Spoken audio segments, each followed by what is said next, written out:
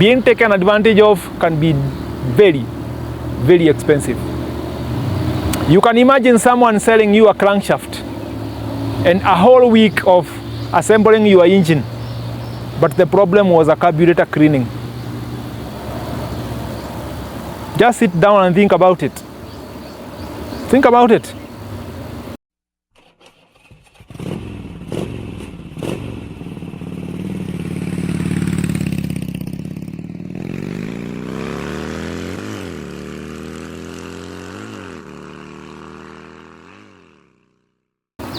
How are you doing today, my friend?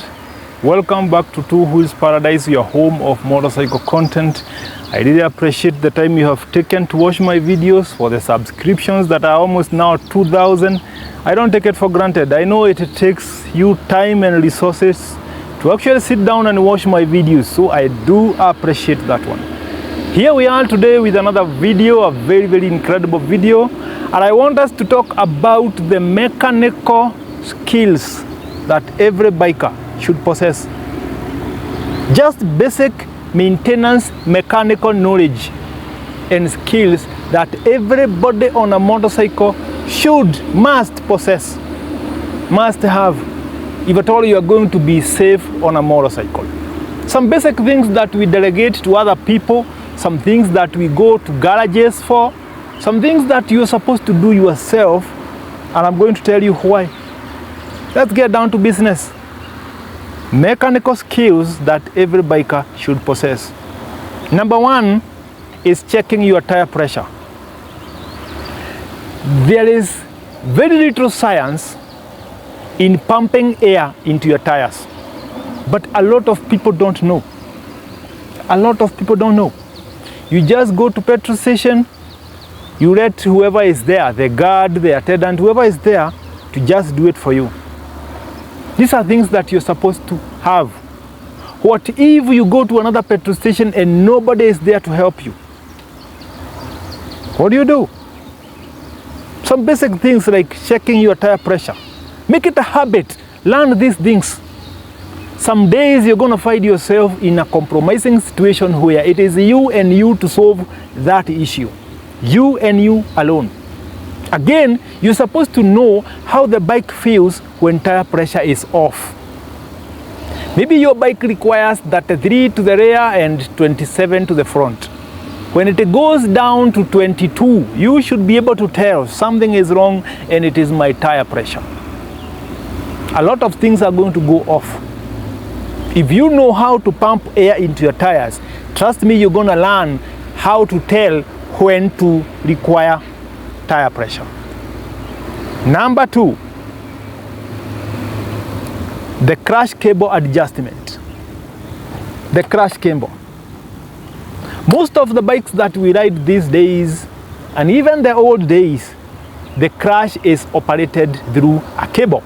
Like myself, I have the crash lever, I have a cable. And in this crash lever, there is an adjustment here that you're supposed to know. It is here. If someone touches this by mistake or by commission, deliberate behavior of adjusting stuff, your crash is not going to behave properly. You're supposed to know. My crash feels off. Gear shifting feels hard. What is going on? The crash adjustment is wrong. What do? Take it back. You should be able to adjust your crash cable. There are some people who have the privilege of riding modern bikes that don't even have cables. The crash is hydraulic. You see? We have those people. Even the throttle, we have people with bikes that don't have the throttle cables. Throttle by wire. Sensors. The modern bikes. If you are in that class, then good for you. You don't have those struggles. But if you're riding a bike like mine that has a throttle cable and crash cable, you should at least have an idea of how to adjust your crash. Just go and ask a mechanic. Ask another biker. How is this thing done? You will only take 3 minutes to see what they are doing. You understand what is going on. So that next time, if your motorcycle requires that, you can be able to do it yourself. You don't have to ride 500 kilometers with a long crash adjustment. Just wait until you go to the garage and have it checked. Some of these things don't make any sense, because your motorcycle can break something in between. When you're riding with wrong crash adjustment, something is good. Even the mental torture, riding your motorcycle with wrong crash, something you can just park by the roadside and adjust, you feel it, you're good to go. Only 2 minutes. You don't have to pay anyone for anything. Crash cable adjustment, you need to run it. Number 3, cleaning your own motorcycle. You don't have to clean it all the time, but at least have an idea how to clean a bike. There is a reason why you need to clean your bike. When you're cleaning your motorcycle, you get a lot of chance to see something wrong with your bike. Cleaning your motorcycle is the best moment where you see what is going on with your bike. When you're there trying to wipe stuff, trying to brush things, you're gonna see this is loose, this is cracked, there is a washer that seems to be lost here, the fairings are loose on this edge, there must be a screw that I lost. You're gonna see, you see your tires, you realize there is a screw. In between the tire treads, there is a screw. It hasn't gotten all the way inside. It is just hanging somewhere. You can get it out before disaster happens. When you're cleaning your own bike, you get to see a lot. You get to see a lot. You also bond with your bike. You bond with your bike. There is no better moment than when you're bonding with your bike. Come on, you're cleaning your bike and you appreciate what you're doing. It brings the bike closer to your heart. Just go and try that. Learn to clean your bike once in 2 weeks, once in a month, once in some time. Just clean your bike. That is going to be the best moment for you to see something wrong or something about to go wrong with your bike. Yes? Learn to clean your bike. You can even go to a car wash and tell them, I want to work with you. Maybe at home you don't have space for you to clean your bike. For us who live in apartments, not all of us have the privilege of having spaces where you can clean your bike. Some people don't have the space. Okay? So if that is the problem you have, you can go to the car wash and tell whoever is attending to your bike, today I want to work with you. Clean that side, I'm cleaning this side. You wipe that side, I'm wiping this side. Just spend time with your bike. Not seated there washing, you doing something on it. You're gonna have it. You're gonna have it. That was number 3, cleaning your own bike. Changing air filter is another mechanical skill that every biker should possess. Unless your motorcycle is the complicated ones, that you have to remove the tanks, remove everything for you to access the air filter. Most super bikes are like that. That's a disadvantage. But if you're riding basic bikes, especially the off-road bikes, that will only require 2 screws and then the air filter is there. Learn to change your air filter. Learn to change your air filter. In the last video we did about the feedback I'm getting from you people, I mentioned about living in dusty places where your bike sucks a lot of dust into the airbox.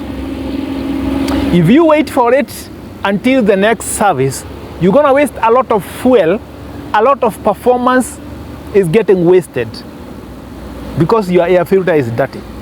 And sometimes our motorcycles only require you to just clean that sponge air filter if it uses sponge. If it is the paper air filter covered with a wire mesh, you can just blow it up. Just blow it up. A lot of dust is going to get out. If you can be able to access a new one, you should be able to change the old one, get the clean one in. Some few basic things that can improve your fuel consumption and your performance. The convenience of you riding that bike when it is behaving properly all depends on some of the small things like air filter. So you should be able to change your air filter. At least if it is a sponge, clean it. Just clean it, hang it somewhere, dry it, then return it. It doesn't require you to go to a mechanic to do that. Number 5, changing spark plug. Again, for the basic bikes that spark plugs are just somewhere out, like you can even see it with your eyes when you're just walking around the bike, you should at least learn how to change the spark plug. You know why? Because you will know how to tell when it requires to be changed. If you know how to change it, you must know why to change it. If you change it, you are replacing it with what? You must know the correct spark plug for you to use. So you're gonna get to learn a lot of mechanical things about your motorcycle. Know your bike just by accepting to learn how to change it. If you learn how to change it, it only means you require some spanners. You require some tools, of which you should never ride your bike out without basic tools. Spark plug, spanner, pliers, some size 8mm, 10, 12 spanners. At least you should have some few things like crash cables, extra crash cable, some few things packaged somewhere, then hidden somewhere in your bike. You should have them. It's just basic manners for you to have those things. They can come in handy. You'll go and snap your crash cable in the middle of nowhere. What do? Maybe you have your friends, they can help you change. But if you don't have the replacement, what do? So learn to change some spark plug. Like if you're riding basic bikes, learn a lot of mechanical things. It's going to help you become a better biker. Okay? It's gonna help you become a better biker. Something else, clean and lube your chain. At least learn how to clean your chain. When you're cleaning the other bike, also learn how to clean your chain. Learn how to oil your chain. Some basic things. They're gonna help you become a good biker. Lube your chain, clean it. You can be able to tell it requires to be adjusted. It is feeling loose. You can tell when you're doing those things. Okay? Just by observing, just by doing some basic things, you're gonna learn a lot about your bike. So try and train yourself to do some of these things. Number 7, bolts and nut check. When you are just sitting there idle, pick a spanner. Just touch those bolts. Touch the nuts. You can tell this one is loose, this one was. It helps you keep the bike in one piece. I have seen people riding back home without fairings. Someone lost a piece of fairing in the middle of nowhere, and they never even realized they have lost it. We have had a lot of cases where top boxes got lost, side boxes, people lost their bags, people lost a lot of things, a lot of auxiliary lights, the extra lights that we put on the motorcycles, you lost it. Why are you losing it? You're losing it because you don't spend time with your bike to check what's going on. That's just basic. If you're losing stuff that is supposed to be on your bike, you're losing it because you don't spend enough time with your bike to know something is starting to go wrong. This bolt has lost the nut. I require a washer here. There is a crack here. Okay? You can only learn those things if you're spending time with your bike, enough time with your bike. And don't just look at it like I'm just talking. You can lose a lot of expensive stuff. Like for me in this top box, I have a camera and a set of lenses. I have them here. I have a laptop here. I have a laptop and some cameras inside here right now. So if I happen to lose this top box, I'm losing my whole office. I'm losing my whole office. It's quite dangerous. So just don't just take it lightly that I'm not checking. I'm not checking. You can lose something that is going to hurt you so much. Bolts and nuts check. Train yourself how to do that. Sit down and just touch those nuts with your bare hand. You can tell a nut that is loose. You can tell. So train yourself to spend time with your bike. you can be able to avert some disaster that was about to happen. Number 8 is check the oil level. You need to know, my bike doesn't have a dipstick. It has a grass. If you put the bike straight, you check the grass, you can be able to tell the level of oil.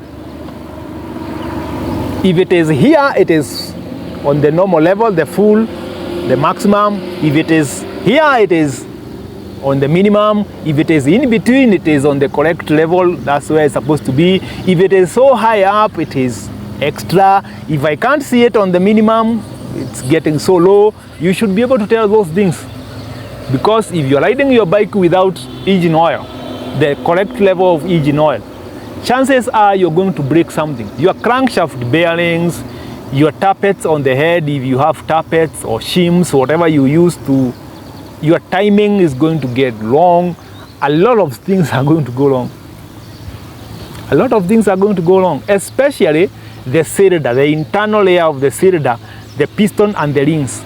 If the oil level is so low, the piston rings, which are metallic, are going to scratch the inside of your cylinder to a point you will require to buy the block, the piston, the rings, and probably the crankshaft and the con rods. That means almost the whole engine requires to be changed, because you never knew that you're riding a bike without oil. So learn to check the engine oil regularly, even if it is every day. Learn to check it. The other one is basic diagnosis. Number 9, basic diagnosis. This is where people get taken advantage of. Your motorcycle is backfiring. It has poor acceleration. There is a lot of smoke coming from it. You have no idea what's going on. You have no idea what's going on. And maybe it is you who pulled the choke in the morning to warm the bike and forgot to return it. You're gonna get that bike on a pickup truck, go and dump it in a garage, and the mechanics are going to look at it and know this individual have no idea what's going on. The problem is going to be solved by just returning the choke lever, but we cannot get this bike out of this compound without some repairs. So they are going to tell you, you have a problem with your timing, you have a problem with oil, you have a problem here, there, everywhere, and then 10,000 shillings. Why? Because you never realized that your choke was on. Maybe you took the bike to some car wash. Someone pushed it so hard with the water jet, the pressure water.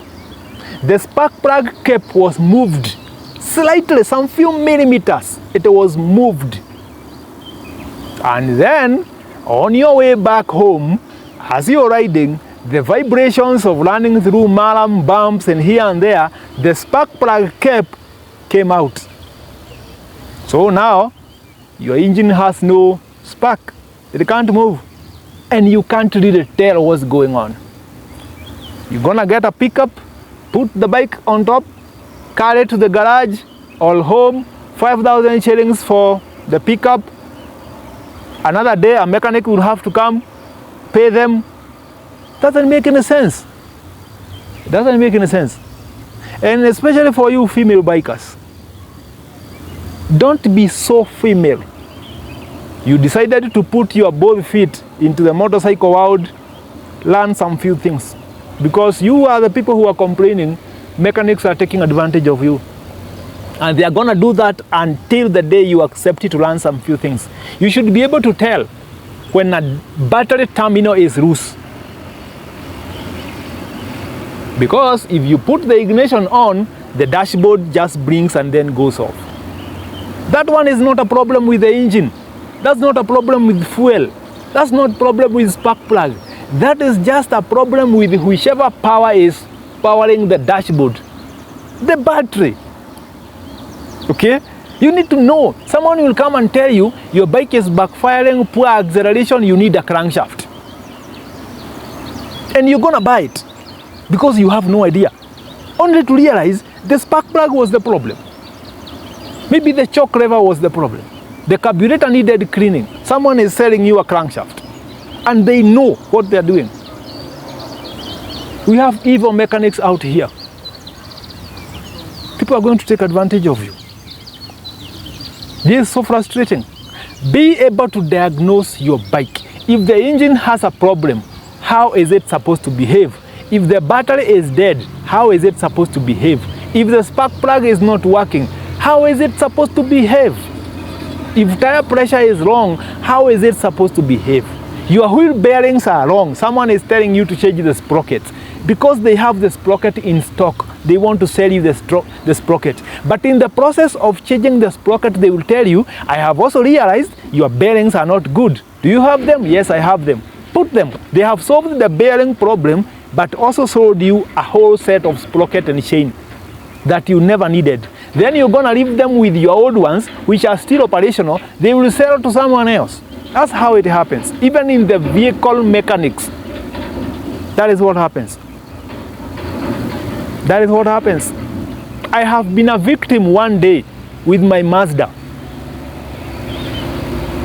I got a battery short circuit. Then the computer lost some memory. The vehicle could not change gears. It's an automatic drive, could not change from gear 1 to 2. It was shifting from gear 1 all the way to number 4. Number 2 and 3 are no longer working. We tried to read the diagnostics and stuff. We couldn't even tell what's going on. Someone suggested the gearbox is dead. And I was given a budget. I saw a gearbox, almost buying the gearbox with desperation. I thought of calling someone else. And I called another mechanic who is very far from where I was. And I told him what's going on. He told me, don't touch it. It's not a gearbox issue. If it is behaving this way, that's a memory issue.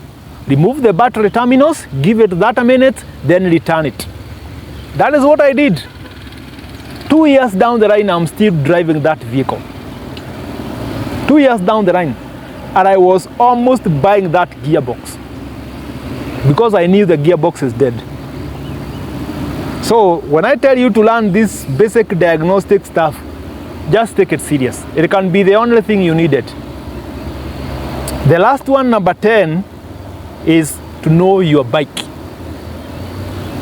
The basic mechanical and maintenance skill that you need to get, the last one is know your bike. Know your bike. You're supposed to know this is Honda Transalp. It is from the 1999. It is a 400cc twin-cylinder. This bike has 4 spark plugs. It has an oil filter that looks like this. Air filter is placed here, it looks like this. You're supposed to know your bike. It all comes back to the same issue of being taken advantage of. People taking advantage of you. You're supposed to know your bike. At least know what you own. At least know how much power this bike has, what's the torque figures, what's the horsepower figures, what's the weight of this bike, what's the speed, the comfortable speed I can do with this bike, how much oil does it require, which grade of oil does it require, which spark plug should I use, how much are the spark plugs in a normal setting. Just know your bike. It is going to deny these people a chance of taking advantage of you. Sometimes being taken advantage of can be very, very expensive. You can imagine someone selling you a crankshaft and a whole week of assembling your engine, but the problem was a carburetor cleaning. Just sit down and think about it. Think about it. Someone selling you spark plugs that are used in the normal boda bodas that are sold at 150 shillings, and they are selling them to you at 1,500 each. You have 4 here. This one has 4. 1,500 times 4. We're talking about how much? 6,000 spark plugs. But you only end up with spark plugs that cost 600 shillings. Someone has taken advantage of you, eaten your 5,400 shillings. You are paying them forever. Now this is how serious it is. And then those spark plugs will just go and die in the middle of nowhere because they are not designed to work in big capacity motorcycles. They are not designed to work in big bikes. There is a lot of compression here, there is a lot of fuel here, there is a lot of power here. They cannot work well here. So after 2-3 weeks, they will be dead. You see? Know your bike. My name is Meshach. Give me your feedback. Put it in your comments. I'm going to promise you right here, right now, whatever you ask me, I will try my best and answer it. As you all know, I never ignore comments. I'm going to answer you. If you have a complaint, if you have a concern, just put it there. I'm going to take it up. If it is something personal, get me on my social media, Meshach Samson Maina on Facebook. My phone numbers are there. You can contact me. Let's grow together. Two Wheels Paradise. It's by God's grace that we are here.